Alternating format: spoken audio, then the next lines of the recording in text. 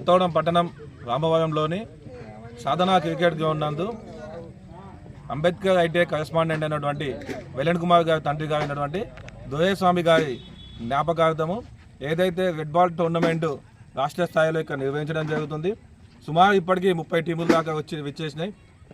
ఏదైతే ఈ యొక్క టోర్నమెంట్ ఉందో దీని యొక్క ఉద్దేశం ఏంటంటే ఇక్కడ మనలో దాగి ఉన్నటువంటి ప్రతిభను గుర్తించి వీళ్ళందరినీ కూడా త్వరలో ఒక క్యాంప్ ఏర్పాటు చేసి ఒక 15 మంది నైపుణ్యం గల అంటే అత్యుత్తమైన క్రీడాకారులను ఎంపిక చేసి వీళ్ళని రాష్ట్ర స్థాయి వరకు శిక్షణ ఇప్పించి ఆ పై స్థాయికి పోయినా కూడా తీసుకురావాలని ఒక సదుద్దేశంతో వెలన్ కుమార్ గారు ఇక్కడ ఈ యొక్క టోర్నమెంట్ ఏర్పాటు చేయడం జరిగింది.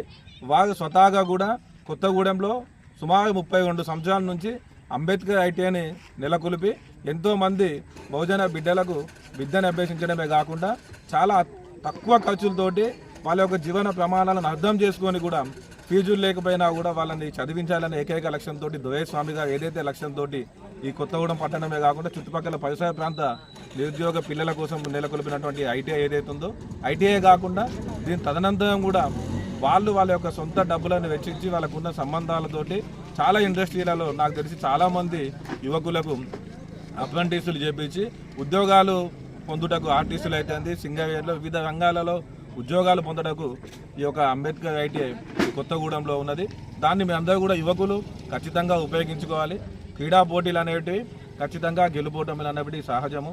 ఓడిపోయిన వాళ్ళు మళ్ళీ ఎక్కువ సాధన చేసి మళ్ళీ గెలిచేందుకు ప్రయత్నం చేయాలి. గెలిచిన వాళ్ళు కూడా ఇంకా అత్యుత్తమమైన ప్రదర్శన చేసి ఇంకా పెద్ద టీంల మీద గెలిచేయడానికి ప్రయత్నం చేయాలని చెప్పి కోరుకుంటూ యువత కూడా చెడు వ్యసనాలకు బానిసలు కాకుండా ఫిజికల్ ఫిట్నెస్ ఉండడానికి మనము 50 years వచ్చినా కూడా గట్టిగా ఉండాలి.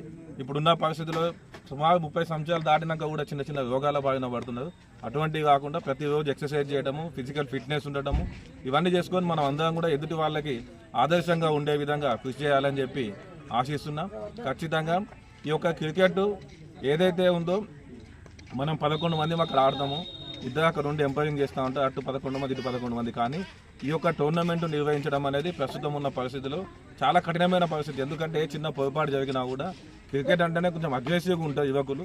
కాబట్టి మీరు కూడా అందరూ కూడా ఇంతమంది ఇన్ని టీములని ఆర్గనైజ్ చేసుకుంటా ఇంత పెద్ద ఎత్తున ఈ టోర్నమెంట్ నిర్వహిస్తున్నందుకు నిర్వాహకులకు అదే రకంగా క్రీడాకారులు కూడా క్రీడా స్ఫూర్తి ప్రదర్శించి మానవ తప్పిదం వల్ల కొన్ని చిన్న చిన్న మిస్టేక్స్ జరుగుతాయి. కాబట్టి వాటిని మీరు కూడా సహృదయం భావంతో పాజిటివ్గా తీసుకొని ఈ యొక్క టోర్నమెంట్ వీళ్ళే కాకుండా ఇంకా పెద్ద పెద్ద కార్పొరేట్ శక్తులు కూడా వచ్చి కొత్తగూడెంలో పెట్టాలని చెప్పి, ఎందుకంటే కొన్ని సంవత్సరాలు చేస్తున్నటువంటి సాధనా గ్రౌండ్లో ఉన్నతమైన ప్రమాణాలతో అంటే భవిష్యత్తులో మా వంతుగా కూడా మేము కూడా ప్రభుత్వం దృష్టికి కూడా తీసుకుపోయి ఈ గ్రౌండ్ డెవలప్మెంట్ కోసం, ఎందుకంటే గతంలో ఈ గ్రౌండ్ ఇంత మంచిగా ఇక్కడ ఉందంటే మోయ భాస్కర్ అన్న, మోయ రమేష్ అన్న, అదేవిధంగా ఇక్కడ ఉన్న సాధన ఏ బి టీము 2-3 టీంలు ఉన్నాయి.